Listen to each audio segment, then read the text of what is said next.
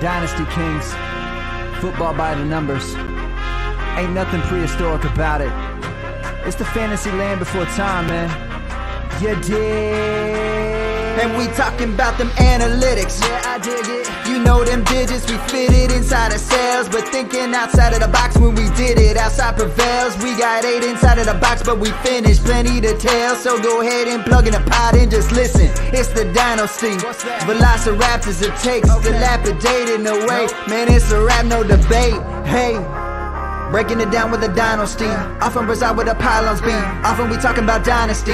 Rocking with reach at the times you'll see. Oddity pocket online on me. Too much subjective is not for me. It's not for me. I'm rocking with the Dynasty. Dynasty. Locking the lineup and I don't need filming the fables cause finally I got all the facts, no anomaly. Yeah. Let's get it.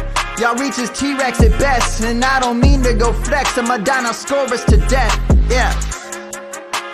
Look, if you dino, you know. Welcome to the Dynasty Kings Fantasy Football Podcast. Jake and Mike, let's ride.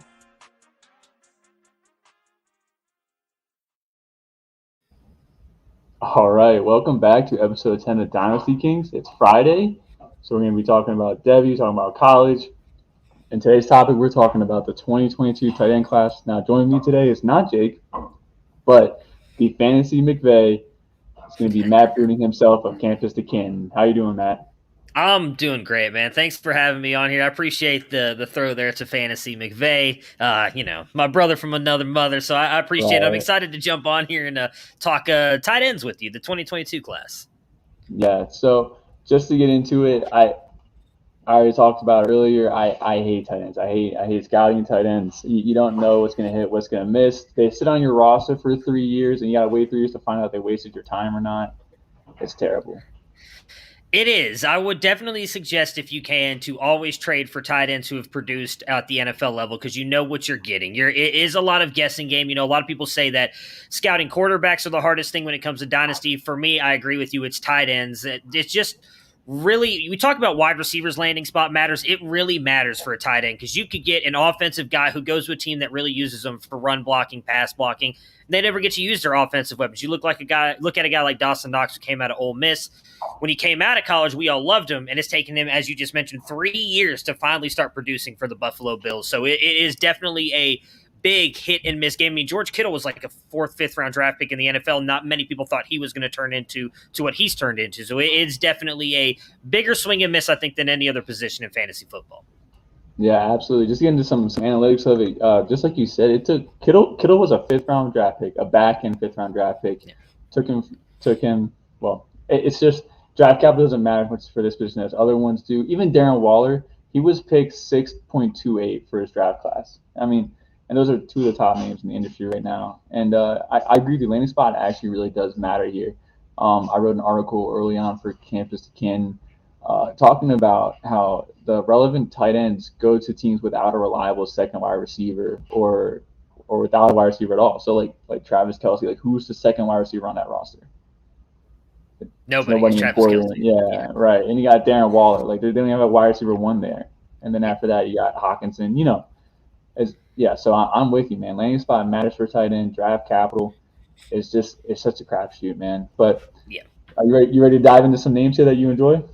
Let's talk about them. Let's talk about some guys who are probably I'm gonna miss on, but we'll talk about them. Okay, you want to give us your tight end 1 to start off?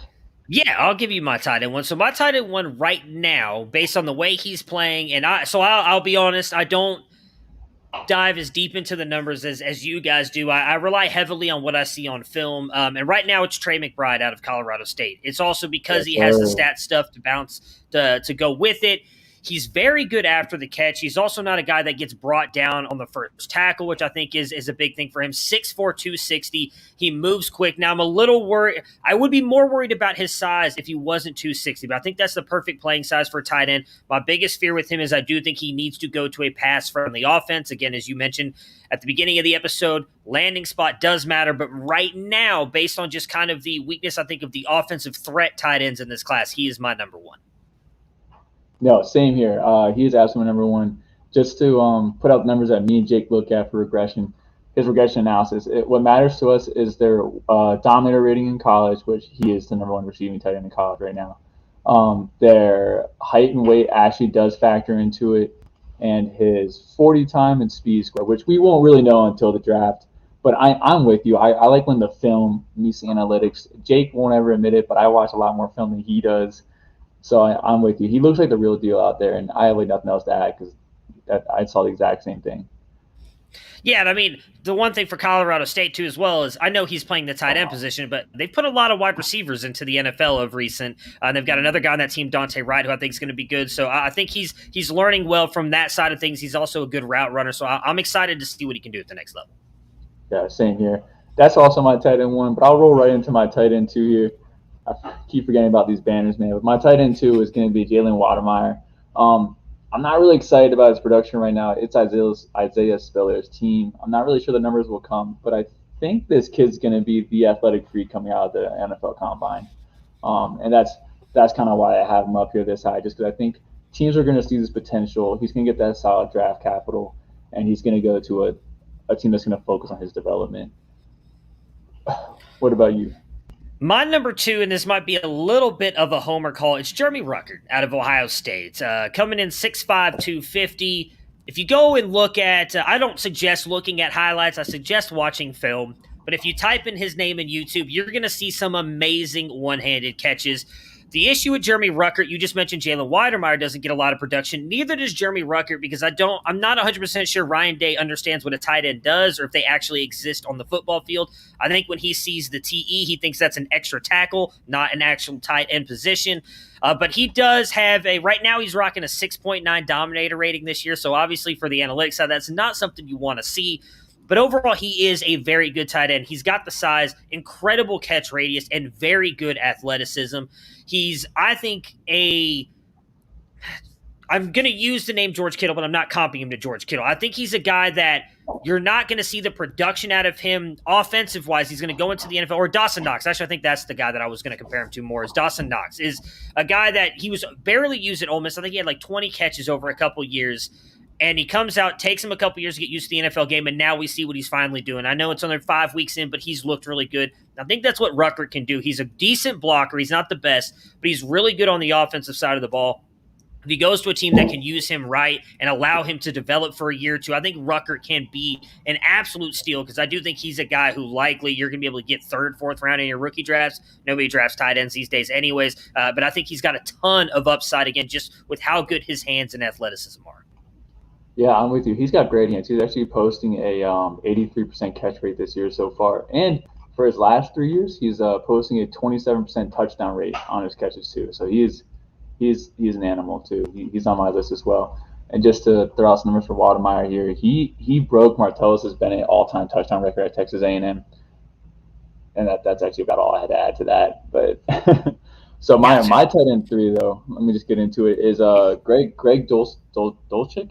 Greg Dulcich. Did I say that right? Yeah, Dulcich, yeah. Okay, Dulcich. Okay. Yeah, he's tight end for UCLA. He's got 6'4" size. It's about the right size. He's 245, so he's in the weight range too. He's posting an 18.4% dominator rating. I love the kid's work ethic. I mean, he's a walk-on receiver turned tight end. I think that speaks volume to his work ethic. And he's showing some nice route running ability, and he's putting on the weight each year. I believe he came in last year like 230, and this year 245. So he's hitting that weight room in his spare time, and he's showing absolute dedication to the craft.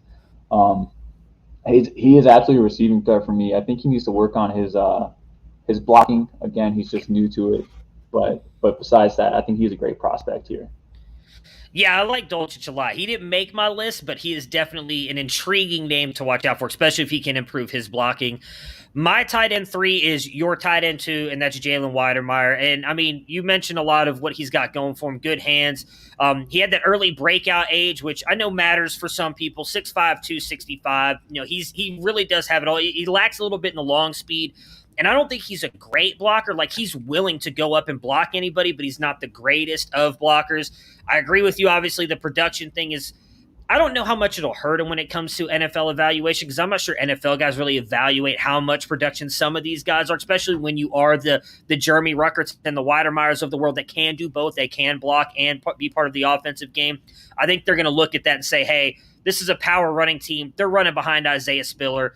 I look at what he's done when he's been given the chances, and I think he's going to be a very good tight end. Again, he's my tight end 3, your tight end 2. He's got it all.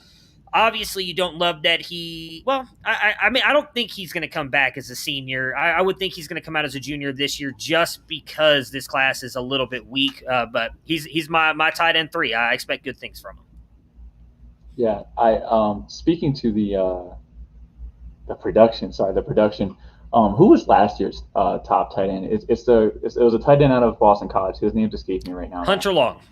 Hunter Long, yeah. And he didn't get really solid draft capital. I mean, he wasn't one of the first couple of tight ends off the board either, but he was absolutely the one leading the numbers there. So he had a massive season with Jerkovich last year. Yeah. So my tight end 4 is Jimmy Ruckert, who we just talked about from Ohio State. My tight end 5 is Charlie Collier. I haven't looked at him as much this year as I did last year, but he's 6'6", 260. Put him at 20.2% dominant rating. So he's just a big body tight end. With a lot of these tight ends, I think he does well, but I think a lot of them do well too, is that he understands his weaknesses and uses his body and his frame to win in his routes type of thing. Get his body between him and the defender and make those catches. He's on a run-first team, so I think he probably has one of the most blocking experience of anyone coming out this year. Besides that, I think he's shown some flashes as a blocker and as a contested catch receiver or tight end. So I believe he's going to be on the radar. Yeah, 100%. He is actually my tight end 4. So I'm right there in lockstep with you on that. He's a really good tight end. You know, I think his basketball background helped him out a lot. He played basketball in high school. I think that helps and not just his catch radius. He's very explosive, and he's very good in route running as well, which you do like to see out of your tight end. I was kind of curious as to why he came back. I don't know if that's because maybe he didn't get as good a draft grade last year as maybe he thought he was going to get because he is a redshirt senior. I don't think coming back this year maybe it was because a lot of people expected Iowa State to make the playoffs. They obviously have not been as good as we expect them to. He's been dealing with a couple of injuries this year as well. But, I mean, he's a really good tight end. Again, it's really size, athleticism, play strength, catch radius, really good route runner. You know, I think he's going to be right there with all these top guys. Again, I think landing spot, like we talked about earlier, may be the big separator between some of these top guys. Right, yeah. All these guys who we've talked about here, maybe not Greg Dolce, but I think these guys could be almost an instant starter from like day one. I'm not saying they're going to be fantasy relevant, but I think they could see the field like day one. Yeah, absolutely. My tight end 6, who I went back and forth on between like raising and lowering him, and I didn't count in last night's game, which I actually didn't get to watch either, is Isaiah Likely of CCU. He's 6'4", 245, so a little on the smaller side compared to everybody else on this list. Not that small. And before last night, he had a 24.7% dominant rating. After his big game last night, he goes up to a 36.2% dominant rating. So he's like up there with Trey McBride's like numbers. What are your thoughts on Isaiah Likely? I like him. He made my top 7. I'm sorry. He's number 6 for me as well. So, yeah, I've got the big play last night. When you can go 99 yards as a tight end and nobody catch up with you, that's like that catches your eye, right? Like there's some receivers who can't even do that. And for a tight end to go do that, that was definitely very, very impressive. So like I said, I have him at 6. My 5 is, and I always say his last name wrong, is Brant Keith. I believe the tight end out of Utah. He's a guy that I really like. He's really athletic. He was a track star in high school. He actually played running back, wide receiver, and quarterback in high school. So he's done it all. And he's been like the leading receiver for Utah the past couple years. Now, granted, you got to take that with a little bit of a grain of salt. Utah's passing attack is not what you would consider explosive and or dangerous. But the fact that they use him as much has been a big thing for me. I like it lines up with a lot of the analytics stuff. Chris Moxley, who's part of our team over at Campus to Canton, we talked about him a little bit in the offseason.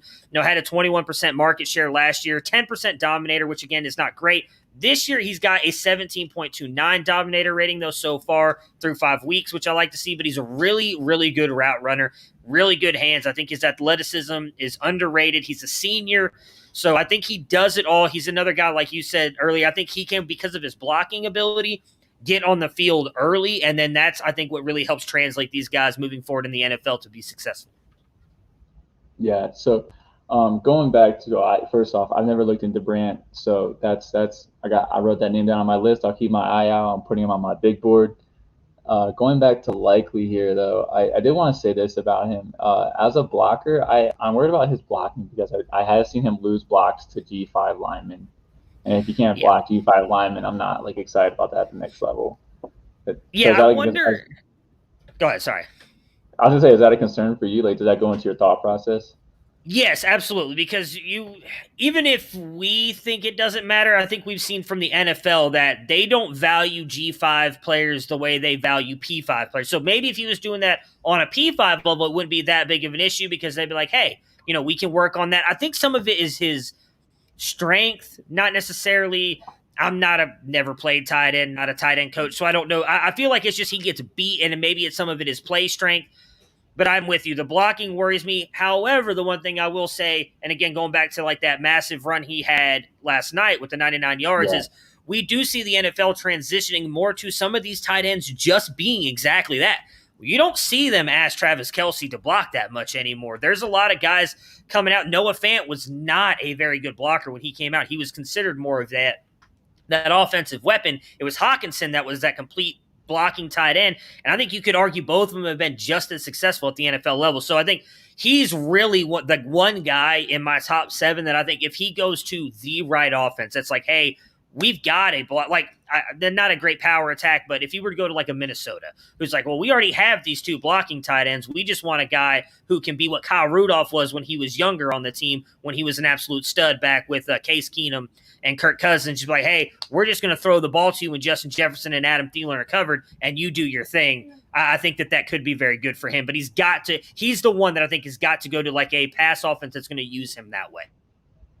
Yeah, and you mentioned how you talk about the tight end positions like transforming and stuff like that. One of the things I do like when I notice is when tight ends are moved around the formation, like they're out wide, in line, in the slot, the H-back. If I see them being used in all those positions, I love the versatility. I love how the coaches are scheming for those players to get more involved. It's just another. It's one of those bright spots I like to see. I don't have any metrics that actually say it correlates, but also. I also like when they have a higher catch rate than the quarterback has throw rate. That's just a thing for me for tight ends and wide receivers. Is like when I see them having a higher catch rate than the completion rate for the quarterbacks. I'm saying that they're making the body adjustments to make those catches and stuff like that. So. Yeah, so just to your point, too, on Isaiah Likely here. So he's been in line as a tight end for 195 snaps so far this year. He's been in the backfield as a running back for 4 snaps. And he's actually been put in the slot and out wide for 66 snaps. So he's a guy who, that doesn't sound like a lot when you hear 195. That is a lot for a tight end, especially at the college level, to be moved around that way. So the fact that he's already been moved around 70 different times, whether it's the backfield, the slot position, or out wide, that's pretty good for a tight end. All right, let me move on to my last tight end 7 here, and that's going to be Cade Otton. I kind of fell off a little bit on him since the start of this year because I haven't really seen much. He's only played 3 games so far. But he flashed last year for me. I thought he had pretty good short area burst. He's 6'5", 250, currently at a 12.5% dominant rating.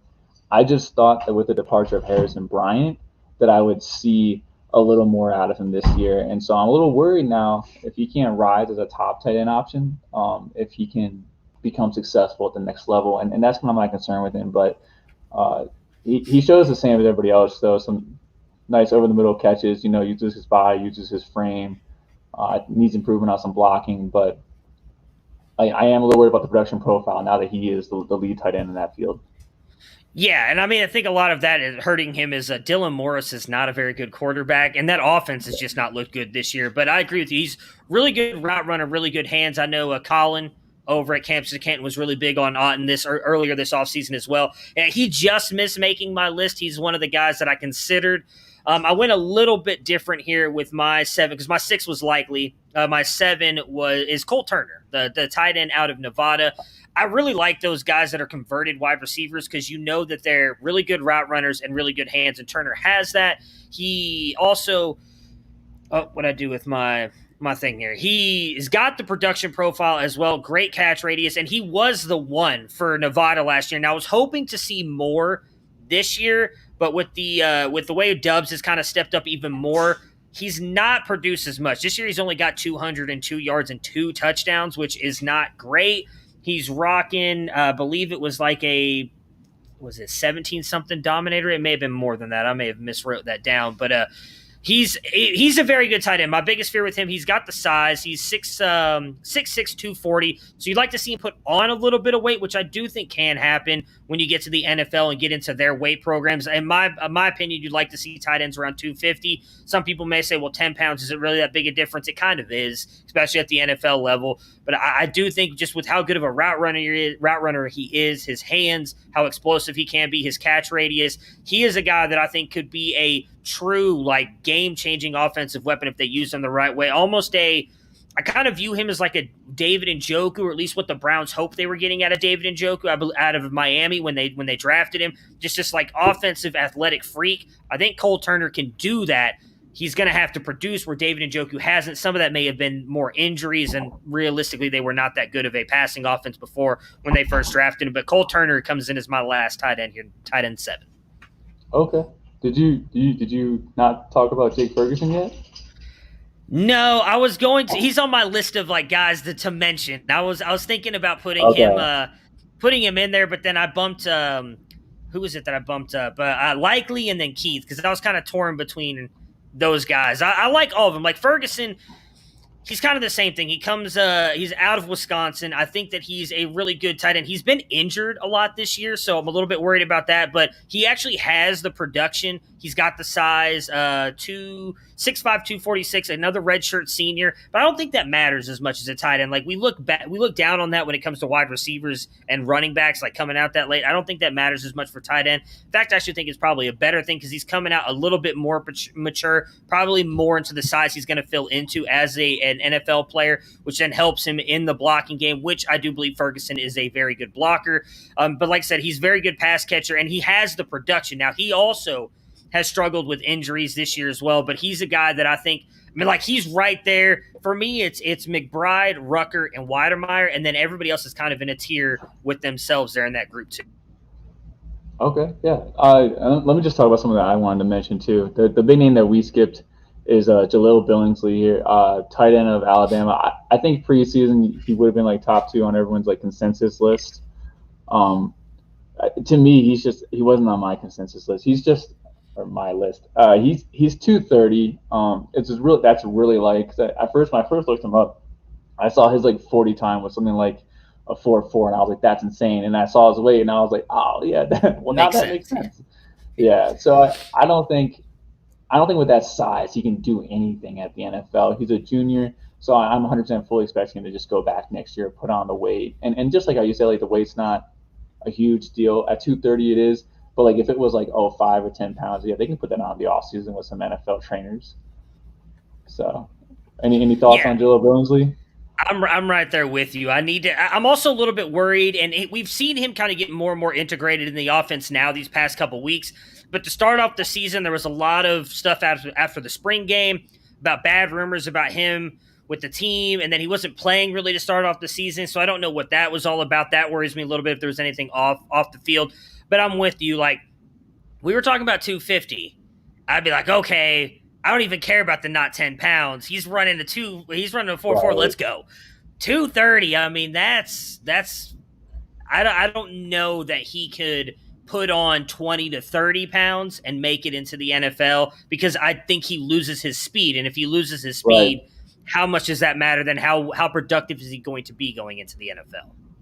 Yeah, and that's big for me too, because we want these players to add on that weight, but they still have to keep their physical traits. I was pretty excited about Kenneth Gainwell as a prospect, and I'm one of the people that were like, yeah, if he just puts on 10 pounds, I'm all in. But I'm like, well, I haven't seen him play at those extra 10 pounds, so I don't know anymore. Yeah, but another name I wanted to mention is Sam Laporta. Honestly, he just popped to me on paper. Haven't seen him, haven't really noticed him at all. When I watch Iowa games, I'm just watching the defense. But it's somebody that I want to look at because he looks like he's popping on paper, so I want to see him as a prospect. And Iowa is kind of a tight end factory. So, yeah. You got any thoughts on Sam Laporta? He is a very interesting player for me. So my biggest thing with him, and not much, but he's 6'4", 249 right now. So you'd like to see him put on a little bit of weight. very good pass catcher. And something that I do like about him is something you mentioned earlier about seeing him moved all around, right? So 196 snaps in line, but then he has 31 snaps in the backfield, 47 snaps in the slot, and 10 snaps out wide. He's also played as a kick returner at times, but that was a little bit earlier in his career. But he has done everything. You obviously, as you just mentioned, like to see that, like to see them moved all around the formation. You can flex him out wide, move him around. He's pretty decent with the yak. And again, you're not supposed to scout the helmet, right? That's the rule of the scouting committee. You don't scout the helmet, scout the player. But the fact that he's coming out of Iowa, they've just done such a great job of developing these tight ends. They've got that formula figured out that I do think he is going to be the next best tight end coming out of Iowa. I would put him up there in like the Fant area. I don't know that I'd put him over Hawkinson, but I do think that he can be as productive as a Noah Fant. Nice. Yeah. Well, somebody that's on my list. That's all I got for tight ends. You got anybody else you want to talk about? Anything else you want to mention? That is it. We've kind of covered everybody that I think is important. So, all right, I'm just gonna go over the names, just not in order, but just go over the names. We got Trey McBride.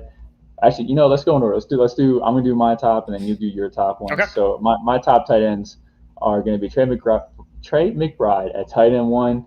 I got Jalen Watermeyer at tight end 2 for his physical profile. I got Greg Dulcich at tight end 3 for his work ethic. I got tight end 4 Jeremy Rucker, tight end 5 Charlie Collier, tight end 6 is Isaiah Likely, and tight end 7 is Cade Otton.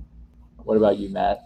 All right, so at tight end 1, I have the same as you, and that's Trey McBride. At tight end 2, Jeremy Ruckert. At 3, Jalen Weidermeyer. 4, Charlie Kohler. 5 is Brant Keith. 6, Isaiah Likely. And 7 is, oh, God, what'd I just do?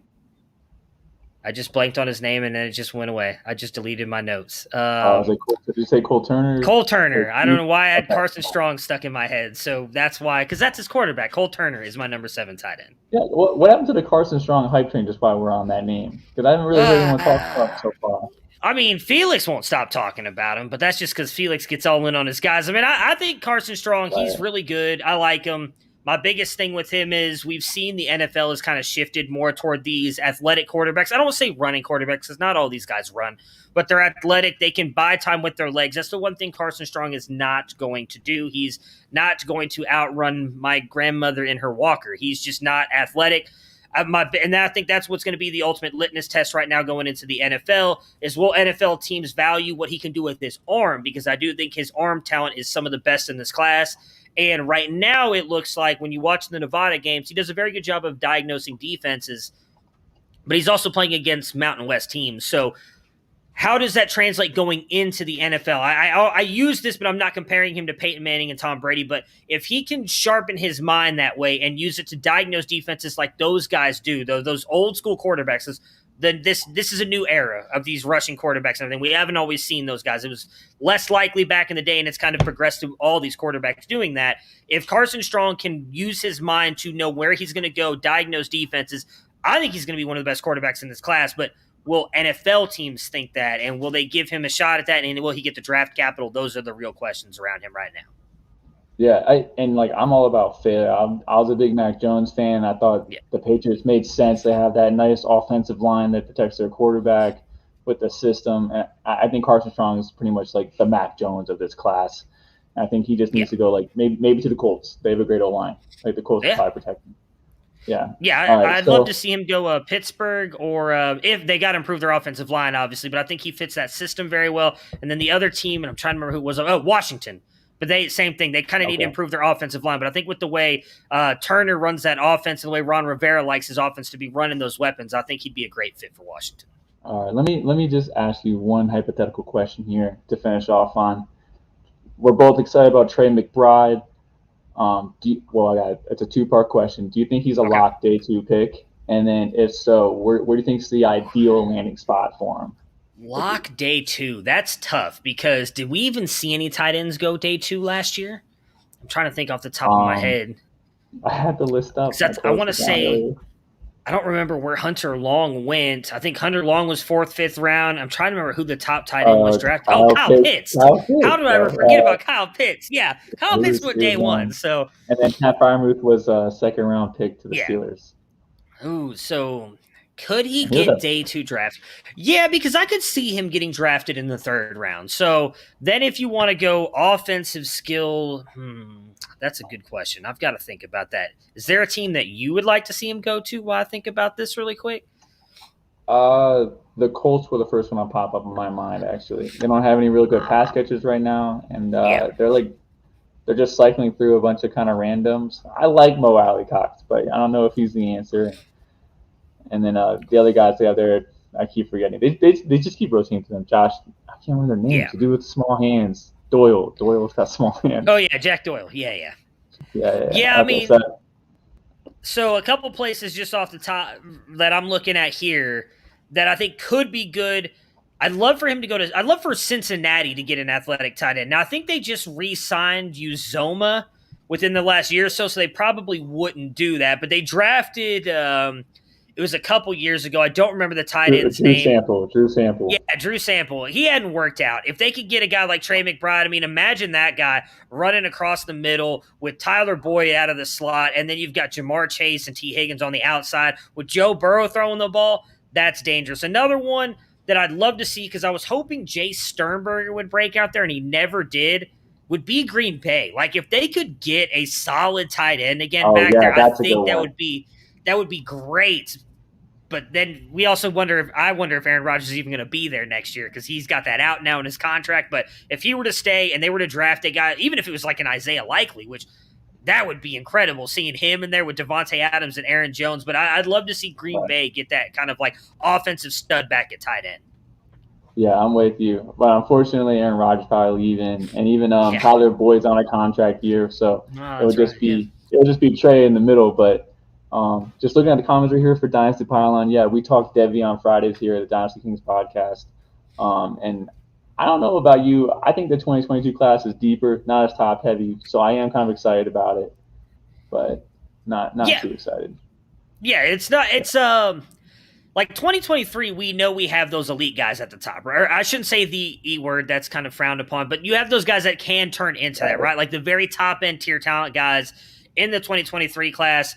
Just if we're talking tight ends, you've got Michael Mayer, who blows everybody in this class out of the water.